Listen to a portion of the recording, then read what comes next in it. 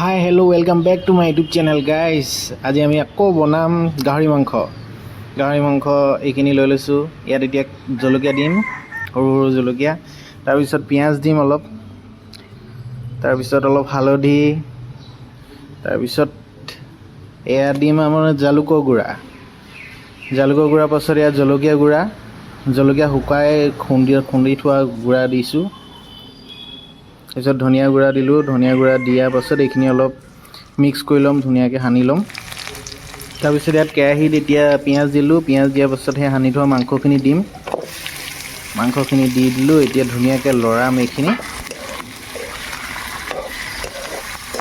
ধুনীয়াকৈ লৰাব লাগিব, ধুনীয়াকৈ চব ফালৰ পৰা গোটেইখিনি।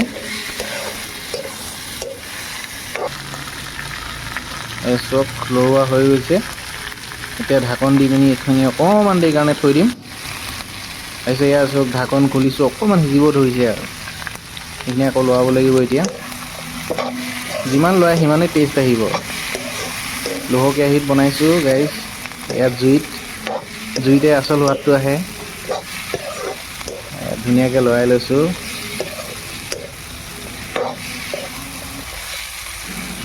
গাহৰি মাংস আমাৰ এইফালে সস্তা হৈছে, কাৰোবাক লাগিলে জনাব। একদম ধুনীয়া ধুনীয়া মাংস আপুনি দেখিব পাইছেই, আপোনালোকে ইমান ধুনীয়া ধুনীয়া পিচ চক ধুনীয়াকৈ সিজেও ধুনীয়াকৈ, খায়ো বহুত ভাল লাগে।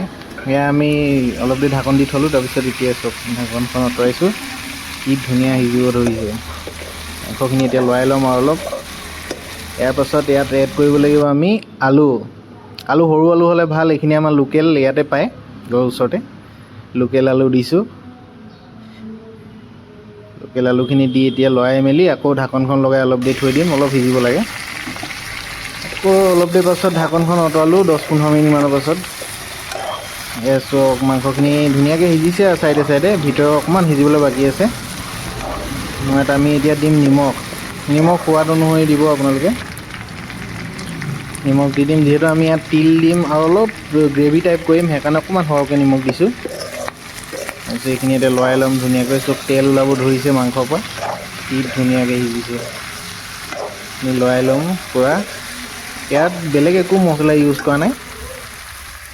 বাছ যেতিয়া সানিছিলোঁ মাংসখিনি, তেতিয়া আপোনালোকে আদা ৰচুনৰ পেকেটটো নিদিব, নিজে খুন্দি ল'ব। খুন্দি পিনি দিলে বেছি সোৱাদ হয়। পেকেটত কি সোমাই থাকে নাজানো, টেষ্টটো সেনেকুৱা নাহে যোনটো ৰিয়েল খুন্দিব লাগিলে আহে। তাৰপিছত ইয়াত আমি এতিয়া তিল দিছোঁ। তিলখিনি ধুনীয়াকৈ ভাজি ল'ব। ভাজি লৈ পিনি সেইখিনি পেষ্ট কৰি ল'ব, পানী অলপ দি মিক্সিত খুন্দি ল'ব। তাৰপিছত সেইখিনি ধুনীয়াকৈ মাংসখিনি সিজি হোৱাৰ পাছত আৰু দি দিব তাত। এতিয়া ভালকৈ লৰাই মেলি ঢাকন লগাই পিনি অলপ দেৰি থৈ দিম। তাৰপিছত আমাৰ তিল গাহৰি ৰেডি হৈ যাব। ইয়াত আপোনালোকে ধনিয়াও দি দিব পাৰে। আজি ধনিয়া নাই কাৰণে ধনিয়া নাই দিয়া, ধনিয়া বা বিলাহীও এড কৰিব পাৰে। এতিয়া মাংসখিনি ধুনীয়াকৈ লৰাই মেলি ঢাকন লগাই পিনি অলপ দেৰি থৈ দিম। তাৰপিছত আমাৰ মাংস ৰেডি। এয়া চক মই বাঢ়ি লৈছোঁ এতিয়া খাবৰ কাৰণে। ধুনীয়া ধুনীয়া মাংসৰ পিচ, তিল গাহৰি গাইজ, তিল গাহৰি লগতে ইয়াত ভাত আৰু বন্ধাকবি আলু চব্জি আৰু দাইল। ধুনীয়াকৈ এতিয়া জুতি লগাই খাওঁ আৰু। ঠিক আছে গাইজ, অ'কে বাই বাই।